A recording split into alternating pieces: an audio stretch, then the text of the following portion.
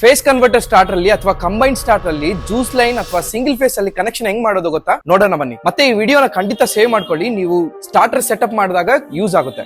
Connection ಹೆಂಗ್ ಕೊಡ್ಬೇಕಂದ್ರೆ highest voltage ಬರೋದು ಬಂದು ನೀವು L1 ಗೆ ಕೊಡ್ಬೇಕಾಗುತ್ತೆ. ತುಂಬಾ ಕನಿಷ್ಠ ಬರೋದು ಅಂದ್ರೆ ತುಂಬಾ ಕಡಿಮೆ ಇರೋದು ಬಂದು ನಿಮ್ಗೆ L2 ಕೊಡ್ಬೇಕಾಗುತ್ತೆ. ಮೀಡಿಯಂ ಬರೋದು ಬಂದು L3 ಗೆ ಕೊಡ್ಬೇಕಾಗುತ್ತೆ. ಈ ತರ ನೀವು ಜ್ಯೂಸ್ ಲೈನ್ ಅಲ್ಲಿ ಪವರ್ ಬಂದ್ರೆ ಈ ತರ ಕನೆಕ್ಷನ್ ಮಾಡ್ಕೋಬೇಕಾಗುತ್ತೆ. ಇನ್ನೊಂದೇನಂದ್ರೆ ಈ ತರ ಕರೆಕ್ಟ್ ಆಗಿ ಕನೆಕ್ಷನ್ ಮಾಡಿದ್ರೆ ನಿಮ್ಗೆ ಸ್ಕ್ರೀನ್ ಮೇಲೆ RY ಅಲ್ಲಿ ಮೀಡಿಯಂ ವೋಲ್ಟೇಜ್ ತೋರಿಸುತ್ತೆ, YB ಅಲ್ಲಿ ಆಲ್ಮೋಸ್ಟ್ 0 ಅಥವಾ 20-30 ಆ ತರ ತೋರಿಸುತ್ತೆ.